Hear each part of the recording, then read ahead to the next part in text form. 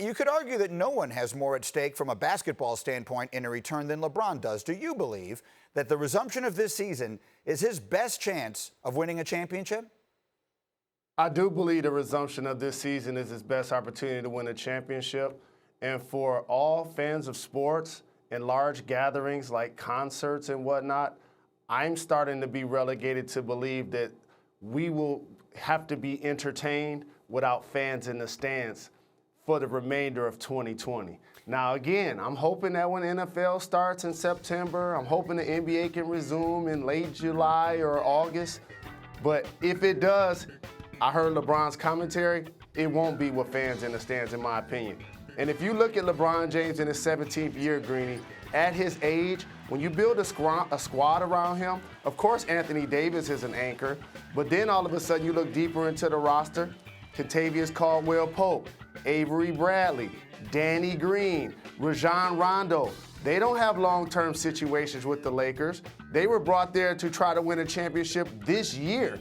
So therefore, if this squad isn't playing, what happens next year to a Kyle Kuzma, who really didn't fit in with Anthony Davis and LeBron because he got injured as the season started? So for LeBron, other teams are ascending. The Clippers in their own building, the Bucks in the Eastern Conference with Giannis, who's probably going to win this year's MVP. So absolutely, this is LeBron's window. If they don't get it done this year, I don't believe it happens. I agree. And if it winds up not coming back, then I think it does cost him his best chance to win another championship, which is as important as we want to make it. We're a sports show. From a sports perspective, that's obviously very important. I would throw in Golden State in that conversation, Jalen, when they all come back, and we assume they will, and add a piece or two here or there. If they do resume this year, and we all hope that they will, whether there are fans in the stands or not, do you believe the Lakers are the favorite to win it?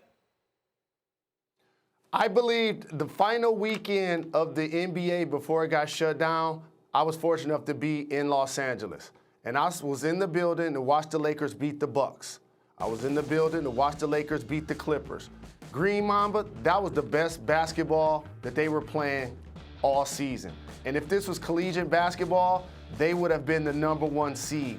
So at that point, I say the Lakers were the best in basketball, but once we resume, you got to reset the clock, and that might change. Now all of a sudden, Kawhi Leonard ain't going to really need to load manage.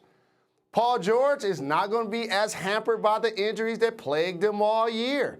And so based on that, I still have to put Clippers in pole position in Los Angeles if and when things resume. Maybe. The argument I would give you against that, Jalen, is maybe the rest. Again, I hate to even put it in that perspective, because obviously what we're dealing with is so much more important. But from a purely basketball standpoint, LeBron James is playing a lot of minutes. He's been playing every game. He's carried a lot of the load. Maybe the time off would actually benefit him more than anybody else.